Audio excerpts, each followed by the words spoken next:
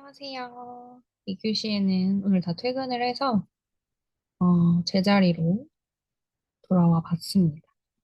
어, 또 비슷하게 시작을 해서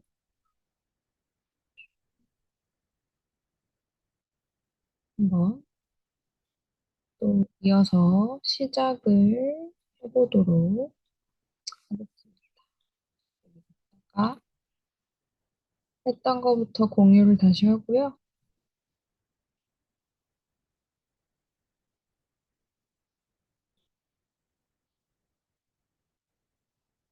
문제 슬라이스부터 공기 여기서부터 다시 시작을 해보도록 하겠습니다.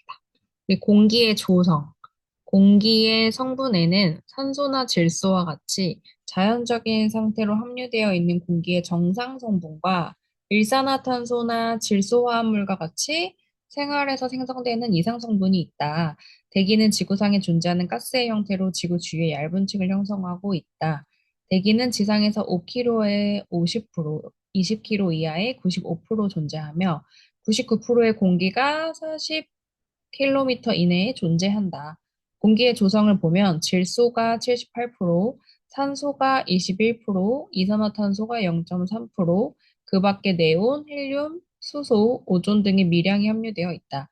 표 2-2 공기의 조성이 나타나 있다. 이 뒤에 표가 있어요.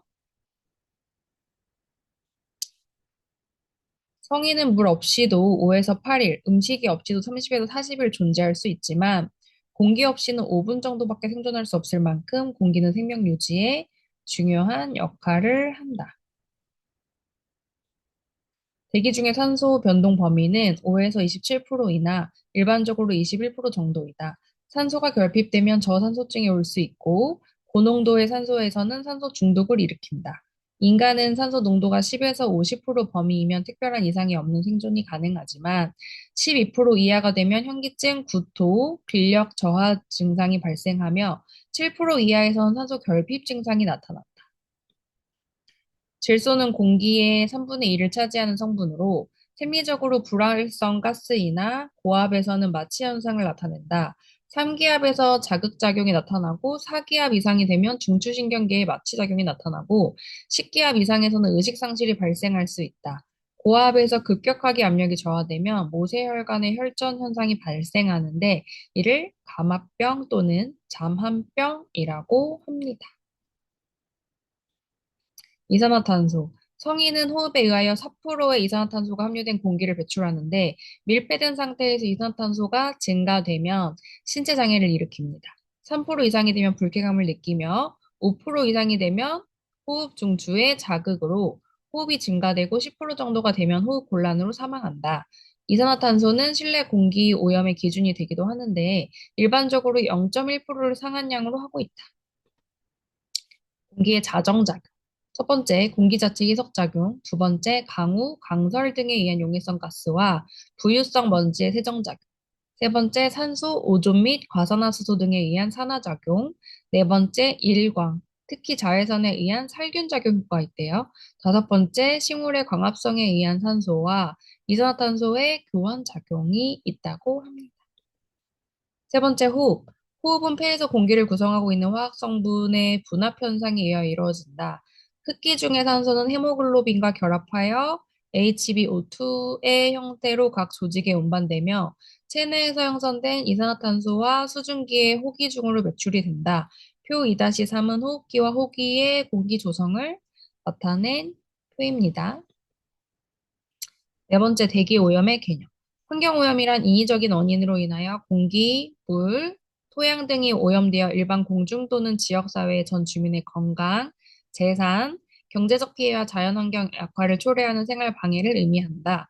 환경 오염은 대기 오염과 수질 오염, 소음 및 진동으로 구분이 된다. HWO의 정의에 의하면 대기 오염이란 5개의 대기 중에 혼합된 오염 물질의 양, 질, 농도, 지속 시간이 상호작용하여 불특정 다수인에게 불쾌감을 일으키거나 보건상 위해를 끼치며 인간이나 식물, 동물의 생활에 해를 주어 시민의 생활이나 재산을 향유할 권리를 방해하는 상태라고 합니다.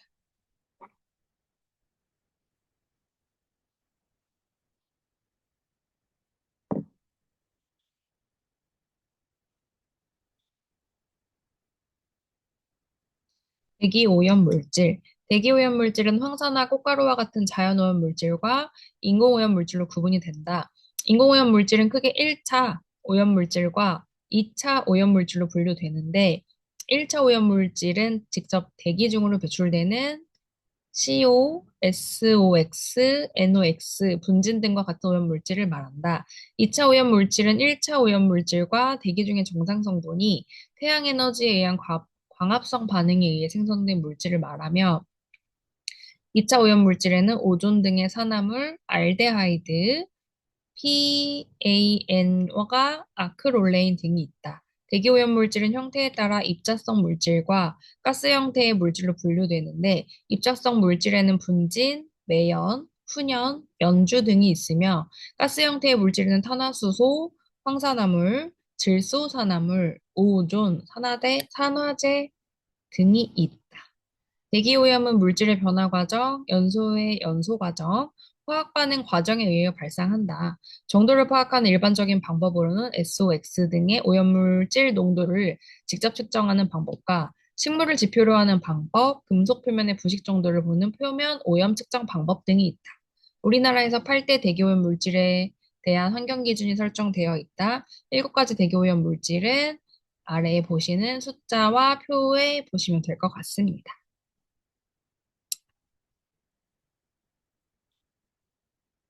대기환경 기준에 보시면 이렇게 우리 표시가 있죠. 아산화황가스, 이산화질소, 일산화탄소, 오존, 미세먼지, 납, 벤젠, 미세먼지 이렇게 보시면 될 것 같아요. 황산화물. 황산화물은 화석연료를 연소시키는 과정에서 발생하며 대기오염 물질 중 가장 중요하다. 대표적인 물질로는 이산화황과 아산화황가스가 있다. 아산화황가스는 무색이며 냄새가 약한 기체로 공기 중에 0.5 ppm의 농도로 존재하면 냄새를 감지할 수 있다. 아산화황가스는 대기 중에 산화제나 환원제로 작용하며 다른 대기오염 물질과 광화학적 촉매로 반응하여 황산이나 기타 황산염 등의 2차 오염물질을 형성한다. 공기 중에 습도가 높을 경우 삼산화황가스는 부식성이 강하고 시야를 흐리게 하는 황산으로 변화된다. 질소산화물. 질소산화물은 석탄이나 석유를 1500 이상으로 연소시키는 과정에서 배출되는데 대기 중에 질소가 연소 과정에서 산화되어 발생한다. 질소산화물에는 여러 가지 등이 있는데 일반적으로 질소화합물은 NO나 NO2를 말한다. 전구의 물질로 무색의 광화학 스모그를 생성하는 활성 물질이고 부식성이 있는 산성가스로 농도가 1.5 ppm이 되면 안구나 비강에 작용을 주며 25 ppm이 되면 폐에 영향을 준다. 대기 중의 물과 반응하여 질산이 되며 대기 중의 질산은 황산과 함께 산성비의 원인이 된다. 산성비 맞으면 머리 벗겨진다고 하잖아요. 질소산화물이 같이 들어있어서 그렇다고 합니다. 일산화탄소와 황화수소에 대해서 설명을 하도록 하겠습니다.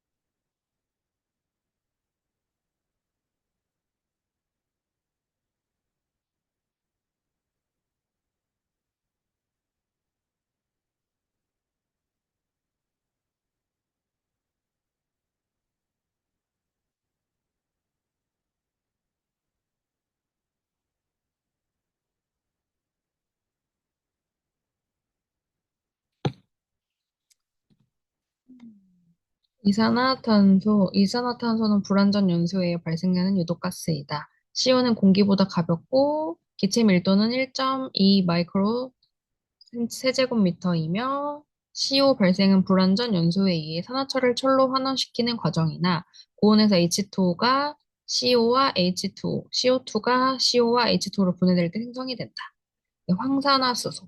황산화수소는 비스코스 공장, 섬유, 고무장갑, 피혁 및 의약품 공장에서 배출되며 연소 과정에서는 배출되지 않는다.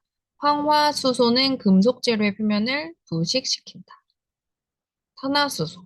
탄화수소는 파라핀계, 아세틸렌계, 방향족계, 탄화수소 등으로 구분이 되며 광화학 스모그 발생에 중요한 역할을 한다. 탄화수소는 자동차 배출가스, 쓰레기 소각장, 공장 매연 등에서 배출이 된다. 염화수소 및 플루오르화수소.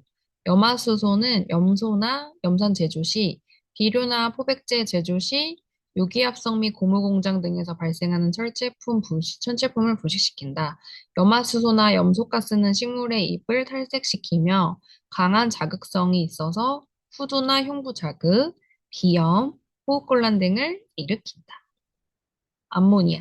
암모니아는 암모니아를 냉매로 하는 냉동공장, 비료, 제조, 표백, 색소, 제조 공장 등에서 발생한다. 암모니아 가스는 불쾌한 자극성의 냄새를 가진 무색의 가스이다.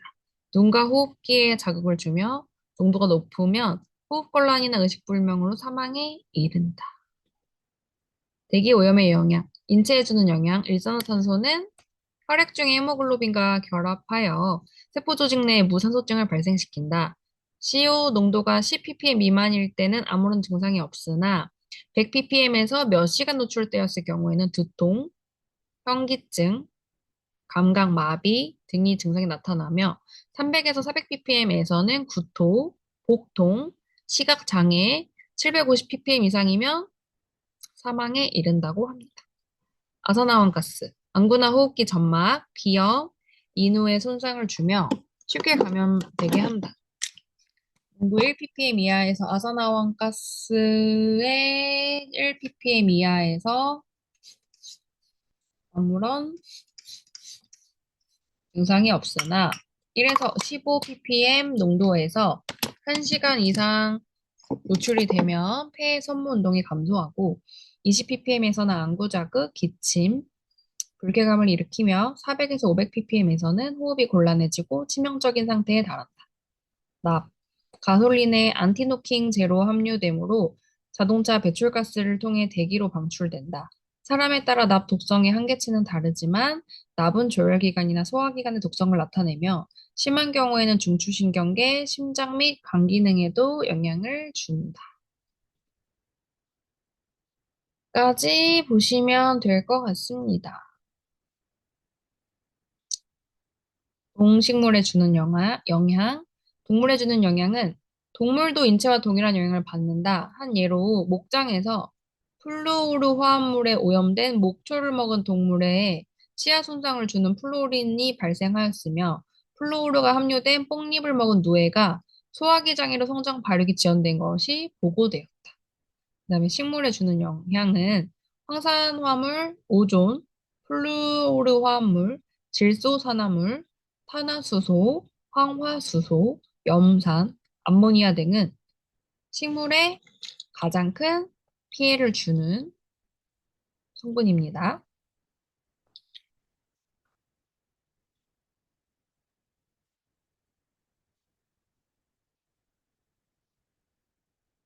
식물의 감수성.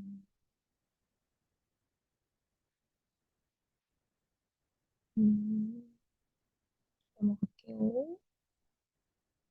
대기 중에 아산화황가스나 매연이 존재하면 금속의 부식 속도가 빨라진다. 니켈은 대기 중에 아황산가스를 산화시켜 니켈 표면이 부식된다. 구리에서 구리는 건조한 실내에서 산화구리나 아황산구리를 형성하며 실외에서는 황산구리를 만든다. 은이나 알루미늄 및 합금은 보호막이 형성되어 부식작용을 억제한다. 양털, 목화 및 피혁 제품.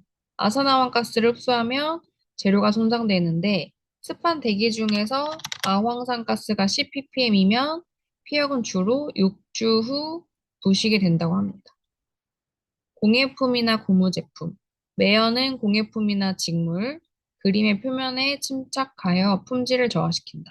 아황산가스는 유화 그림이나 동상을 부식시키며 오존은 자동차 타이어와 같은 고무 제품의 균열을 발생시킨다.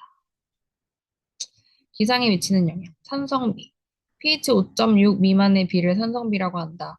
자동차나 공장의 미연에서 비롯되는 황산화물, 질소화합물, 탄소화합물 등이 대기 중에서 황산, 질산, 탄산으로 변한 후 비에 함유되어 내리는 것이다. 온실 효과. 공기 중 이산화탄소량이 많아지면 태양열 흡수량이 증가되어 지표면의 온도가 상승된다. 이산화탄소 농도의 2배가 증가되면 지표면의 평균 온도는 3.6도로 높아진다. 이산화탄소에 의한 지표면 온도 상승 효과를 우리가 온실 효과라고 합니다. 대기오염 방지책, 발생 원인에 대한 연금 대책, 탈황시설 확충, 저황류 사용, 해분이나 황분이 적은 석탄 사용, 분진이나 매연, 유해가스 발생 억제, 자동차 매연 대책, 공공기관 대책, 합리적인 도시계획, 대기오염 실태 파악, 대기오염 측정 기술 개발 및 도입, 대기오염 방지를 위한 법적 규제와 교육. 실내 공기 오염, 일산화탄소. 일산화탄소는 공기보다 가벼운 기체로 연소 초기에 많이 발생한다. 일산화탄소는 인체에 유해한 무색, 무취, 무자극성의 가스로 실내 공기 0.05에서 0.1%만 존재하여도 중독 증상이 발생한다. 일산화탄소는 혈액 중의 헤모글로빈과 친화성이 매우 높아서 HbO2의 형성을 저해시킨다. 이로 인하여 혈액 중의 산소 농도가 저하되므로 무산소증을 일으킨다. HbO2 포화 농도는 10% 미만이어야 건강하게 해를 끼치지 않는다. 포화도가 50% 이상이면 구토 증상이 나타나고 60%에서는 혼수 상태, 70% 이상이면 사망에 이른다고 합니다. 네, 먼지. 건조한 실내에서 습기가 많은 곳보다 먼지 발생이 많으며 사람들이 밀집된 지역에서도 먼지의 양이 많아진다. 먼지의 성분은 광물성, 동물성, 식물성 등으로 다양하며 인체에 주는 호흡기, 피부 소화기, 안구에 영향을 준다. 가장 유해한 것은 호흡기를 통하여 폐에 흡입되는 경우로 5에서 10 마이크로미터 이상은 체외로 배출되나 0.25에서 5 마이크로의 작은 먼지는 폐에 침착되기 쉽다. 먼지로 인한 신체 반응과 그 원인. 첫 번째, 알레르기성 반응, 꽃가루나 유기성 먼지. 두 번째, 결막염, 기관지염 등과 점막질환, 유독성 화학물질이나 세균. 세 번째, 금속열, 산화아연이나 금속성 증기. 네 번째, 진폐증, 토양 입자나 석탄 입자, 성면 입자. 다섯 번째, 금속 중독, 납, 수은, 망간 등의 금속. 여섯 번째, 인플루엔자, 결핵 등의 전염성 질환, 감염성 미생물. 일곱 번째, 방사능 장애, 먼지에 흡착된 방사성 핵종. 여덟 번째, 폐암, 먼지나 성면 등이 있습니다. 네, 병원균으로는 실내 공기는 순환이 어렵기 때문에 병원군의 증식이 하기가 쉽다. 그 반면에 외부 공기 순환이 용이하며 살균 작용을 가진 자외선이 존재하므로 병원균이 존재하기가 어렵다. 우리 여기 환경에서 물부터는 다음 주에 이어서 할게요. 우리 시간 맞춰서 올려놓고 하도록 하겠습니다. 오늘까지 수업 들어주셔서 감사합니다. 안녕.